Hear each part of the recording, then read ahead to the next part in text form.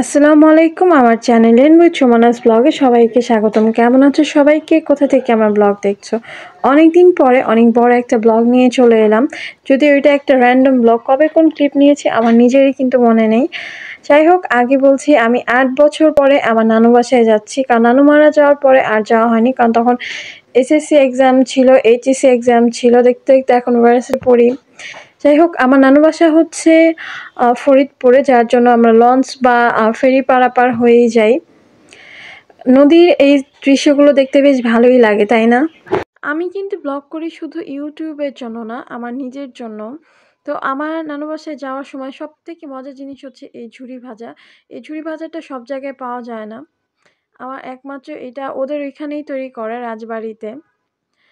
তো নিজের জন্য ব্লগ করি, কারণ হচ্ছে অনেক মেমোরি থাকে যেগুলো কিন্তু ক্যাপচার করে রাখাটা আমার কাছে মনে হয় খুবই জরুরি, কারণ ওগুলো একটা সময় হয়তো নাও পাওয়া যেতে পারে।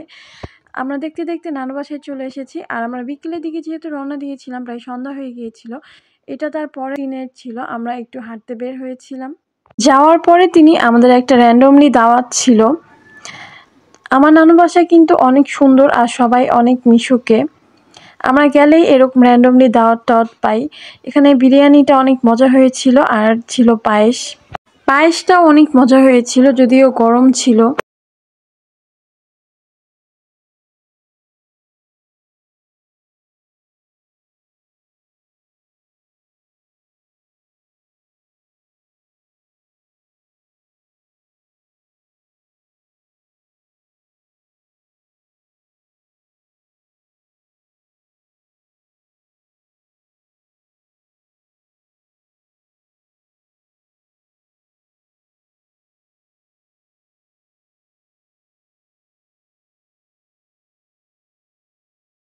একটা করে লিচু গাছ আছে আর থাকবেই।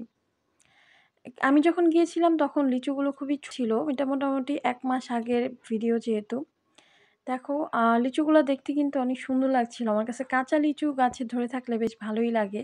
আমি একটা লিচু ছিঁড়ে নিয়ে এসেছিলাম, কিন্তু এত টক যা বলার বাহিরে। তবে কাঁচা লিচু মাখিয়ে কিন্তু বেশ ভালোই লাগে। তারপর একটা চিপস নিয়ে নিলাম।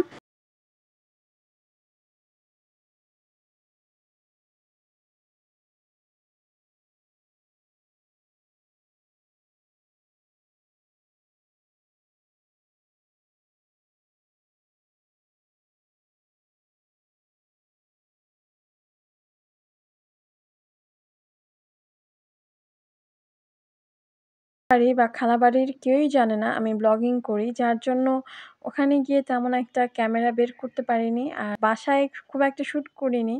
আমার নানু বাসা কিন্তু একদম পুরনো জমিদার বাড়ির মতো, খুবই ঐতিহাসিক বলতে গেলে দেখা যায়।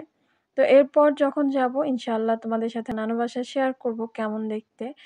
যখন আমি একটু ঘুরতে বের হয়েছি তখনই শ্যুট নিয়েছি, ছোট ছোট ক্লিপ নিয়েছি। আমার নানু বাসার এলাকা কিন্তু খুব সুন্দর, আর অনেক গাছপালার গ্রাম, মানেই তো গাছপালা কিছু। এটা হচ্ছে আমার নানু বাসা। তো আমরা ওখান থেকে আরেকটা জায়গায় ঘুরতে গিয়েছিলাম। তো ঘুরতে ঘুরতে প্রায় সন্ধ্যা হয়ে গিয়েছিল।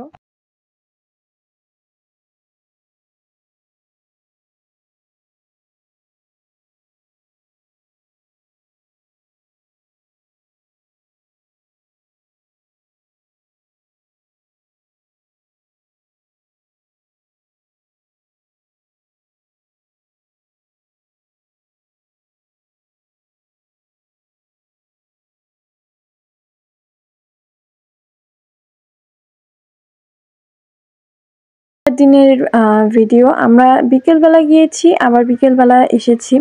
তো ওখান থেকে নিয়ে এসেছিলাম কলা, আর এই বিস্কিট হচ্ছে আমার নানু বাসা এলাকার নিজস্ব কারখানায় তৈরি হয়। ভালোই মজা আছে বিস্কিটগুলা। আমাদের এখানে কিন্তু বিস্কিটগুলা পাওয়া যায় না, অনেকটা ব্রেডের মতো খেতে।